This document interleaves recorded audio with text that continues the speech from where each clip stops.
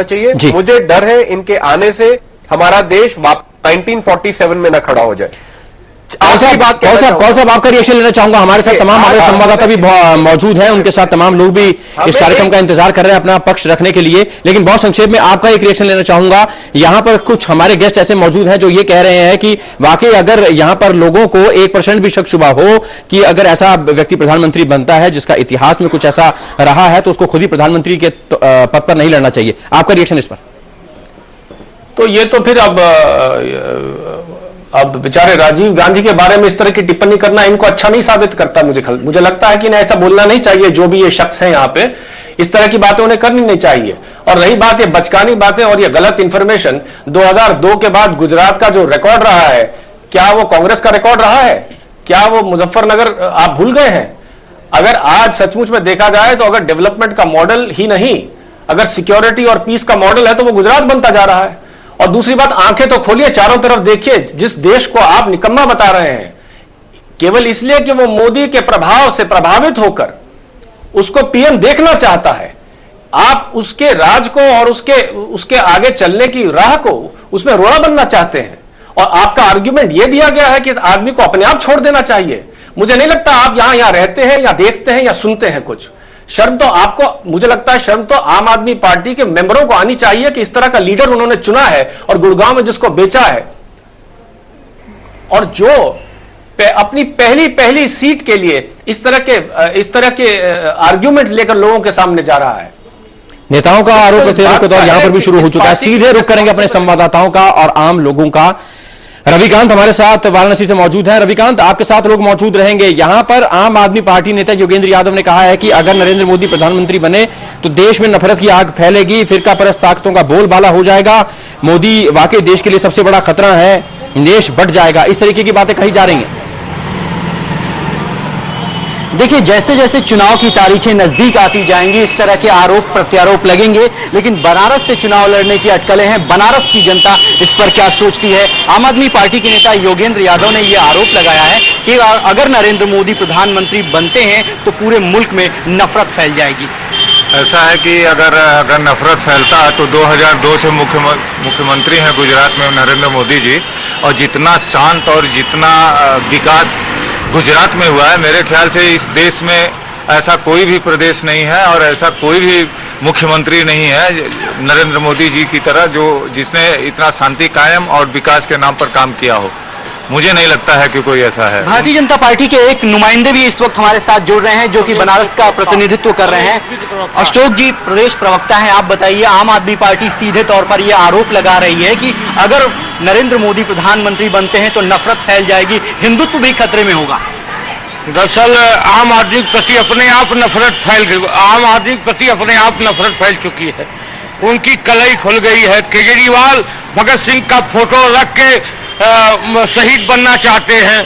कोई कह रहा है कि अगर पत्रकार नहीं छापेंगे, नहीं अखबार में दिखाएंगे तो उन्हें जेल भेजेंगे।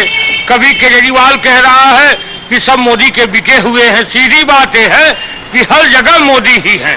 मैं आपसे बार बार कहा कि महाभारत में एक पात्र था बलबरी, जो युद्ध में लड़ नहीं रहा था लेकिन वो महाभारत युद्ध देख रहा था। पार्टी पूरी तरीके से डिफेंड कर रही है। आम लोग भी मेरे साथ मौजूद हैं। ये बताइए कि बनारस की जनता आखिर क्या सोचती है? अगर नरेंद्र मोदी यहां से लड़ते हैं, प्रधानमंत्री बनते हैं, तो क्या वाकई मुल्क के लिए अच्छा होगा या गलत होगा? देखिए, हमेशा यहाँ विकास ही कराएंगे। गुजरात में आपका उदाहरण लगा है, तरह तरह के विकास भय हैं और विदेश के लोग जाके वहां से देख रहे हैं। अमेरिका तक आज देख रहा हूं वहां पर। इसलिए नरेंद्र मोदी यहाँ लड़े और चाहे जोशी जी लड़े, भाजपा के सिंबल पर जो लड़ेगा उसका हम लोग काम करेंगे और उसको विजयी बनाएंगे। क्या मोदी जी पर आरोप इसलिए लग रहे हैं कि उनकी तुलना होती रहे, मीडिया में वो छाए रहे, क्या ये रणनीति हो सकती है? नहीं, मोदी जी का एक शब्द ही मीडिया के लिए काफी है। मोदी जी का काम है, उनका पूरा इतिहास उठा के देख लीजिए, उनका कार्यकाल देख लीजिए। जब से वो मुख्यमंत्री हुए हैं, जब से वो प्रदेश को संभाला है गुजरात को, तब से गुजरात की स्थिति क्या हो रही, इस पे उनके जो नंबरिंग ये लोग करते हैं, जो गवर्नमेंट ऑफ इंडिया करती है और सारे सबसे अहम जो आम आदमी पार्टी है दरअसल वो विकास की बात करती थी, ईमानदारी की बात करती थी। आखिर क्या वजह है कि वो इस तरह की बातें करने लगी? दरअसल चुनाव नजदीक आया तो सांप्रदायिकता दिखने लगी। उनकी कलई खुल गई। वो कहते कुछ और है, करते कुछ और हैं। लगातार उनके बयान आज सवेरे कुछ होते हैं, दोपहर में शाम। वो सिनेमा है 12 से 3, 3 से 6, 6 से 9, 9 से 12। आम आदमी की सिनेमा घर से कर दी है। यहाँ पर वाराणसी के कुछ लोगों ने उनका कहना है कि 12 से 3 का कोई और शो चलता है, 3 से 6 बजे शो बदल जाता है, 6 से 9 फिर बदल जाता है, 9 से 12 फिर बदल जाता है। किरदार भी बदलते रहते हैं, नेता भी बदलते रहते हैं। एक नेता कुछ कहता है, दूसरा उसको डिफेंड करते हुए, तीसरा फिर कुछ कहानी कर देता है। इसी मुद्दे पर बातचीत करने के लिए हमारे साथ अहमदाबाद से दीक्षित सोनी मौजूद हैं। दीक्षित, अगर नरेंद्र मोदी देश में प्रधानमंत्री बनते हैं तो यहां पर फिरका परस्ती का बोलबाला हो जाएगा, सांप्रदायिक नफरत फैल जाएगी, आग लग जाएगी, देश टूट जाएगा, सबसे बड़ा खतरा है यह कहा जा रहा है यहां पर योगेंद्र यादव की तरफ से मेवात में एक जनसभा को संबोधित करते हुए। गुजरात की जनता क्या राय रखती है?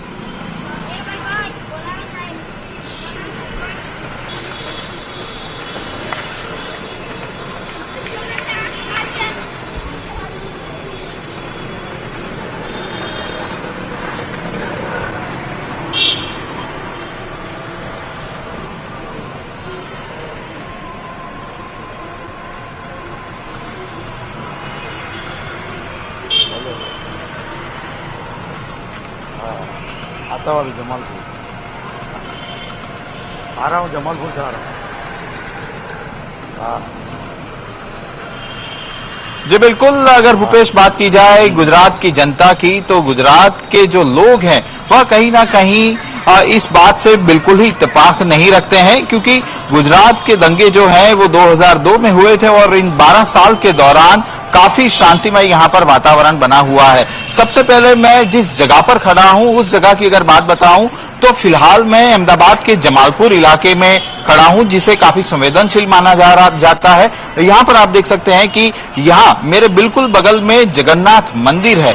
हर साल यहां पर आषाढ़ी दूज के दिन रथ यात्रा निकलती है और उस वक्त यही मेरे साथ जो लोग खड़े हुए हैं, यही समुदाय के लोग यहां इस मंदिर में आते हैं और जगन्नाथ भगवान का एक चांदी का रथ जो होता है वो यहां के महंत को भेंट करते हैं और उसके बाद रथ यात्रा आगे निकलती है। ठीक इसी तरह का माहौल अहमदाबाद में ताजिया के जुलूस के वक्त भी देखने को मिलता है। आइए हम सीधे बात करते हैं लोगों से, क्या मानना है। खास तौर पर क्या आप इस बात से इत्तेफाक रखते हैं कि योगेंद्र यादव ने कहा है कि अगर मुख्यमंत्री नरेंद्र मोदी प्रधानमंत्री बनते हैं तो देश में आग लग जाएगी? आपका क्या कहना है? आप खुद मुस्लिम समुदाय से हैं। आग तो नहीं लगेगी सर, और विकास होएगा, और विकास ऐसा होएगा कि पूरे हिंदुस्तान के अंदर नंबर 1 होएगा। और हिंदुस्तान के अंदर जो विदेश के अंदर काम करने के लिए वो वापस यहाँ पर आएंगे कि हमारे को हिंदुस्तान में काम करना है। हमारे नरेंद्र मोदी जी ऐसा काम करके बताएंगे, वड़ा प्रधान होंगे तो। ना कि गुजरात में तो आपने देखा विकास कराई है। मेरा कटलरी का धंधा, जब मैं सूरत जाता हूँ माल लेने के लिए, तो जब मेरी ट्रेन चालू होती है ना सर, तो वहां से मणिनगर से लगा के सूरत पूरा था, वहां से सब विकास की बात करते हैं। और जहां देखो वहां विकास की बात है, और विकास तो किया है। अब बात आती है दंगे की, लेकिन दंगा तो बहुत पहले वो कांग्रेस के शासन भी हुआ था, कुछ 2000 के उससे खतरनाक उसके पहले हुआ था। अब ये तो सर होता है सब भूल गए, और मुसलमान तरक्की पर है अभी, और कई मुसलमान। भूपेश, यहाँ पर इनका साफ तौर पर यही कहना है कि 2002 की बात है, लोग उसे भूल चुके हैं, क्योंकि राज्य भी तरक्की पर है, देश भी तरक्की पर है। आप क्या मानते हैं रऊफ भाई, आपका क्या मानना है कि कहीं ना कहीं इन बातों को खुरेद कर राजनीतिक रोटियां सेकी जा रही हैं? एक मुसलमान के तौर पर आपका क्या मानना है? बिल्कुल सही कहा आपने। ये राजकीय लोग उसको बार बार उखाड़ के और चूटने के टाइम पे, और ऐसा कहा जाता है जो गोधरा एक दंगा वाला देश है, बार बार गुजरात को बदनाम करा जाता है।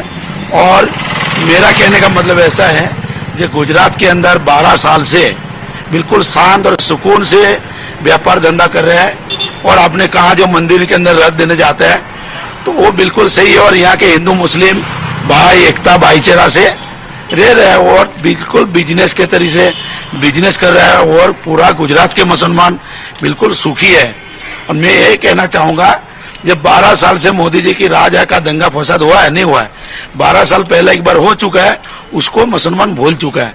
लेकिन मैं राजकारण को ये कहना चाहूंगा आपका टीवी का माध्यम पे, जब बार बार क्यों उखाड़ रहे हो और घा को मलहम लगा रहे हो। जो हो चुका है उस इतिहास को बार बार क्यों कुरेदा जा रहा है और क्यों उस घाव को, गुजरात के मुसलमानों के घाव को कुरेदा जा रहा है। यहां पर गुजरात के कुछ मुस्लिम समुदाय के लोग हमारे साथ मौजूद थे। उनका कहना है कि जगन्नाथ की यात्रा तब शुरू होती है जब हमारा समुदाय यहां पर चांदी का रथ भेंट करता है। ताजगिए का जुलूस उस वक्त सफल माना जाता है जब हिंदू इसमें शिरकत करते हैं। फिर ये कुछ पॉलिटिकल पार्टीज, कुछ नेता इस बात को बार बार क्यों उठाते हैं। एक छोटा सा ब्रेक, चर्चा जारी है।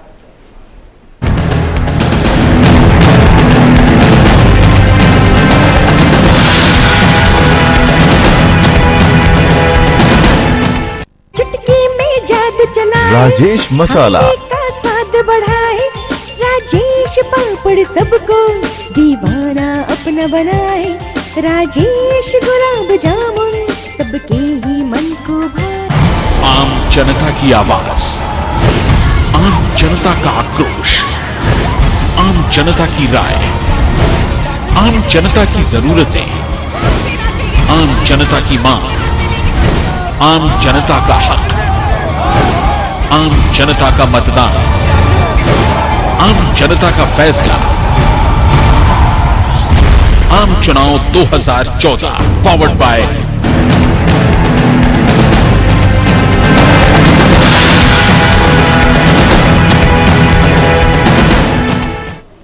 ब्रेक के बाद एक बार फिर आपका स्वागत है। देश में नरेंद्र मोदी के विरोधियों की कमी नहीं है। हालांकि सच्चाई यह भी है कि पिछले 12 सालों के मोदी राज में गुजरात का मुस्लिम खुशहाल है। लेकिन बड़ा सवाल यह भी है कि विकास के इस दावों के इतर क्या देश का मुसलमान 2002 के दंगों का दंश भूल चुका है। नरेंद्र मोदी का कद बढ़ गया है।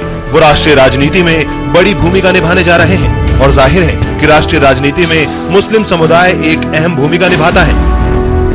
मोदी के विरोधी उनको घेरने के लिए मोदी मुस्लिम विवाद को हवा देंगे ही। हर पार्टी अपनी स्थिति मजबूत करना चाहती है और वो इसके लिए सबसे मजबूत नेता को मात देने के लिए मोदी मुस्लिम फैक्टर को अलग अलग रंग दे रहे हैं। लेकिन एक आम मुस्लिम के लिए कांग्रेस और बीजेपी मायने नहीं रखती है। उनकी खुद की समस्याएं हैं और वैसी ही जरूरतें भी। आज आम मुसलमान समझ चुका है कि उनके एकमुश्त वोट को बतौर चुनावी जीत हासिल करने के लिए सियासी दल जुटे हुए हैं। लिहाजा मुसलमान उन्हें ही वोट देगा जो उनके लिए सोचे। बनारस जो है धार्मिक और आध्यात्मिक दोनों का केंद्र है, इसलिए अगर मोदी जी बनारस से चुनाव लड़ते हैं तो पूरा भारत देश जो है हमारा पूरे देश का, पूरे विश्व का नेतृत्व करेगा। इसलिए हम दुआ करेंगे, हमारी दुआ कबूल हो। हम अल्लाह से दुआ करेंगे कि मोदी जी ही बनारस से चुनाव लड़े। कोई माने या ना माने, गुजरात में मोदी को लेकर मुस्लिम समुदाय में कोई संदेह नहीं है, क्योंकि यदि संदेह होता तो मोदी को मुस्लिम वोटों से महरूम रहना पड़ता। गुजरात में पिछले विधानसभा चुनाव में 19 मुस्लिम बहुल्य निर्वाचन क्षेत्रों में से 12 सीटों पर बीजेपी को जीत मिली तो कांग्रेस के खाते में 7 सीटें गई। हालांकि ये आरोप भी लगा कि मोदी ने विधानसभा चुनाव में मुस्लिम उम्मीदवारों को टिकट नहीं दिया। अब टिकट देना न देना पार्टी की अंदरूनी रणनीति हो सकती है। लेकिन गुजरात में 2010 में हुए स्थानीय चुनाव में बीजेपी ने रिकॉर्ड 200 मुस्लिम प्रत्याशी उतारे थे, जो बाकी दलों के मुस्लिम प्रत्याशियों की संख्या से अधिक थे। मिशन 272 प्लस में वो क्या भूमिका अदा कर सकते हैं, तो उन्होंने ये सोचा कि हम देश में अलग अलग कॉन्स्टिट्यूंसीज में जाएंगे, वहां मुसलमानों के अंदर जाएंगे, उनको बताएंगे, उनके सभाएं लेंगे, उनके साथ बैठेंगे, बातचीत करेंगे और बताएंगे कि ये ऐसा है, मुसलमान समाज की अगर सही में तरक्की होनी है तो इस प्रकार से हो सकती है, इसलिए आप उनके साथ जुड़िए। आज मोदी हर जगह गुजरात मॉडल की बात करते हैं। 2002 के दंगों पर उन्होंने खुले तौर पर कभी माफी तो नहीं मांगी, लेकिन कोर्ट से मिली क्लीन चिट के बाद वो राज्य में मुस्लिमों की विकास गाथा का गुणगान करना नहीं भूलते। उनकी दलीलों को झुठलाना किसी के लिए आसान भी नहीं है। मोदी ये दावा कर चुके हैं कि 2002 के बाद राज्य में कोई दंगा नहीं हुआ, जबकि दूसरे राज्यों में कई दंगे हुए। गुजरात में मुस्लिमों की साक्षरता दर 73% है, जबकि बाकी देश में 57%। गुजरात में जिन गांवों में 2000 से ज्यादा मुस्लिम आबादी है, वहां पीएचसी की उपलब्धता 89% है, जबकि बाकी देश में 70%। गुजरात में ग्रामीण मुस्लिम की प्रति व्यक्ति आय 668 रुपए है, जो पश्चिम बंगाल में 501, आंध्र प्रदेश में 610, यूपी में 509, मध्य प्रदेश में 475 और बिहार में 400 रुपए से भी कम है। गुजरात के शहरी इलाकों में मुस्लिमों के बैंक अकाउंट में औसत 33,000 रुपए की राशि है, जबकि यही औसत पश्चिम बंगाल में 14,000 और असम में 23,000 के आसपास है। बिहार में शहरी मुसलमान गरीबों की संख्या 33% है, जबकि गुजरात में ये संख्या 24% है। आंकड़े और भी हैं। गुजरात के कच्छ में 1732 औद्योगिक इकाइयां सिर्फ मुस्लिम चला रहे हैं। पतंग बनाने के व्यवसाय में मुस्लिम लगे हुए हैं, जिनका टर्नओवर 500 करोड़ से ज्यादा का है। लेकिन एक सच ये भी है कि दंगों के बाद मुस्लिम अब मुस्लिम बहुल इलाकों में ही रहना चाहते हैं। दंगों के बाद विस्थापित 16 से ज्यादा मुसलमान अब भी अपने घरों में नहीं लौट पाए हैं। अब 272 का ये जादुई आंकड़ा लाने के लिए वो मुस्लिम लोगों को कुछ भी आश्वासन दे सकते, लेकिन जो गुजरात में हुआ है उससे जो दिल दहलाने वाली जो घटनाएं हुई है, वो जो मुस्लिम मानस में आज भी है, लोग इतने भूले नहीं है। आज देश में मोदी के 4 चेहरे हैं। पहला गुजरात दंगों के दोषी होने का, दूसरा विकास पुरुष का, तीसरा हिंदू सम्राट और चौथा युवाओं की समस्याओं का समाधान करने वाला यानी उम्मीद की किरण। इन्हीं मुद्दों पर मोदी का विरोध भी हो रहा है और छवि बुनाने की कोशिश भी की जा रही है। लेकिन अब तक के सर्वे और लोकप्रियता पर गौर करें तो मोदी, राहुल और केजरीवाल से कोसों आगे हैं। लिहाजा विरोधी तो उन्हें घेरेंगे ही। समय के लिए ब्यूरो रिपोर्ट। चर्चा को आगे बढ़ाते हैं। भारतीय जनता पार्टी नेता संजय कौल हमारे साथ मौजूद हैं। कौल साहब, यहां पर अहमदाबाद हम गए थे हमारे संवाददाता के साथ, काफी बड़ी तादाद में मुस्लिम समुदाय के लोग मौजूद थे। उनका कहना था कि चांदी का रथ जब तक भेंट नहीं किया जाता तब तक यहां पर ये कार्यक्रम आगे नहीं बढ़ता है। जगन्नाथ मंदिर की रथ यात्रा आगे नहीं बढ़ती है। ताजियों में, मुसलमानों के ताजियों में जब तक हिंदू शिरकत नहीं करते तब तक ये जुलूस सफल नहीं माने जाते हैं। गुजरात का जो मुसलमान है एक स्वर में कह रहा है कि हम खुशहाल हैं, लेकिन बावजूद उसके तमाम पॉलिटिकल पार्टीज के नेता जो बार बार गुजरात में 2002 में जो दंगे हुए, बाबरी विध्वंस कांड, उसकी बात करते रहते हैं तमाम पॉलिटिकल रैलियों में। आप बिल्कुल ठीक कह रहे हैं। देखिए, ताज्जुब तो इस बात का है कि जिन लोगों की पैरवी करने लोग बैठे हैं आपके स्टूडियो में या बाहर से कांग्रेस के लोग, वो लोग खुद कह रहे हैं कि हमें आपकी आवश्यकता भी नहीं है और हम बिल्कुल खुशहाल हैं और हम खुश रहना चाहते हैं और हम इतिहास को छोड़ के आगे बढ़ना चाहते हैं। और इतिहास को ही कुरेदना है तो कम से कम कांग्रेस तो इस स्थिति में है ही नहीं कि कोई ऐसी चर्चा भी कर पाए कि देश में कहीं पर सांप्रदायिक दंगे ना हो। उनका रिकॉर्ड तो सब जानते हैं। और रही बात ये कल पैदा हुई ये पार्टी और उसके कल पैदा हुए जो आधे नेता, उनकी जबान देखकर ऐसा